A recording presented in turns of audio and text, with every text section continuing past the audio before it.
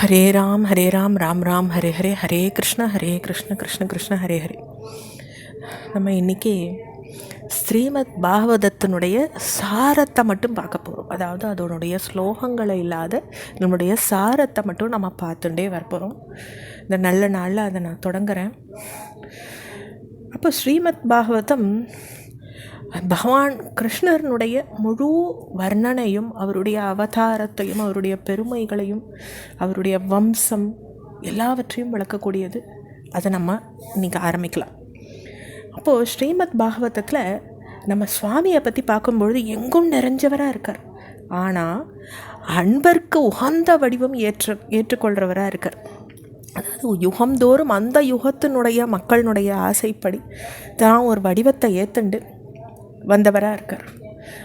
அப்படி இருக்கிற கிருஷ்ண பரமாத்மாவுடைய இந்த ஸ்ரீமத் பாகவதம் ஆகப்பட்டது பகவான் வெண்மையான ஆடை உடுத்தினவரா, நிலவு போன்ற ஒளி உள்ளவரா, 4 கைகள் உள்ளவராகவும் ஆனந்தம் பொங்குற முகமண்டலத்தை உடையவராகவும் அவதரித்தார். அப்படி அவதரித்த அவரை பற்றி நம்ம பார்க்கும் பொழுது கணபதியை நம்ம எல்லா இடையூறுகளையும் விளக்கிறதுக்காக தியானம் பண்ணிட்டு அந்த ஸ்ரீமத் பாகவதத்தை நம்ம ஆரம்பிக்கிறோம்.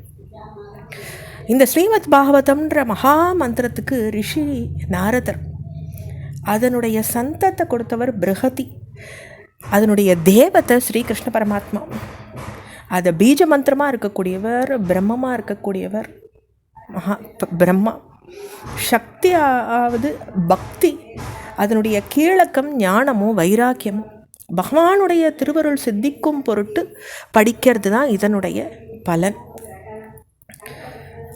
அதை நம்ம இப்போ பார்க்கலாம்.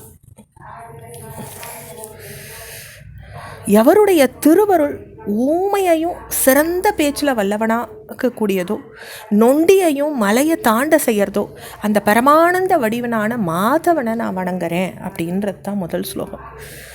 எவரை பிரம்மா, வருணன், இந்திரன், ருத்ரன், மருத்துகள் எல்லாரும் தெய்வீகமான துதிகளால் போற்றாரோ, சாமகானம் பாடுறவா, பதம், கிரமம், உபனிஷதம் வேதங்களில் யாரெல்லாம் பாடுறாளோ, தியானத்தில் நிலச்சி ஒன்றுபட்ட மனசினால யோகிகள் யாரை பார்த்துன்னு இருக்காளோ, தேவகணங்களும் அசுரகணங்களும் யாருடைய வடிவனுடைய நிலையை அறிய முடியாதோ, அவளாலேயே அறிய முடியாது, அந்த அளவு அவனுடைய கீர்த்தி பெருசு, மூர்த்தி பெருசு.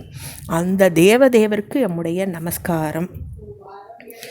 உடன்பட்டாலும் எதிர்மறையாக இருந்தாலும் இந்த உலகத்தில் பிறப்பு முதலே எதுக்கிட்டேந்து உண்டானதாக யூகிக்கப்படுறதோ, எல்லா பொருளிலிருந்தும் உள்ளிருந்து எல்லாற்றையும் அறிவறதா ஸ்வயம் பிரகாசமாய் உள்ள எந்த பரம்பொருள் மகான்களாலையும் ஆழங்காண முடியாமல் மயங்கர வேதத்தினுடைய ஆதி ரிஷியான பிரம்மாவுக்கு சங்கல்ப மாத்திரத்தால் அது அழிச்சுதோ, எதுக்கிட்ட பிருத்வி, அப்பு, தேயோ முதலியவற்றினுடைய காணலின் நீர் போல ஒன்றை மற்றொன்று காட்டுவிக்கிற பொருளா முக்குண சிருஷ்டியாக போய் தோற்றம் ஏற்படுறதோ, அதிலிருந்து தான் எல்லா பஞ்சபூதங்களும் உண்டாகிறதோ, அந்த தன்னொழியினால் எப்போதுமே குறைவில்லாத, அதுக்கு குறைவே இல்லை, வளர்ச்சியும் இல்லை, குறைவும் இல்லை, அது எப்பயும் முழுசாகவே இருக்கும்.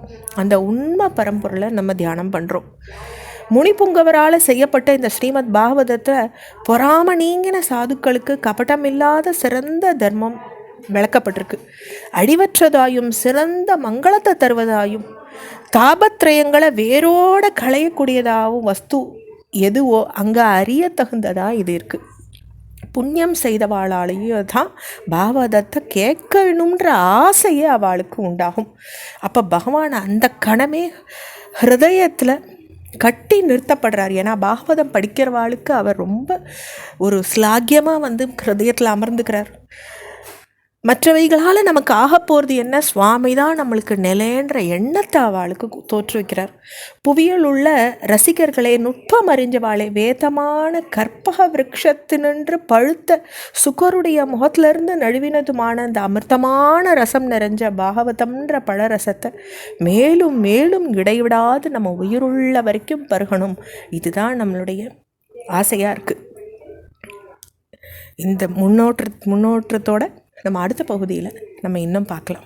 ஹரே கிருஷ்ணா.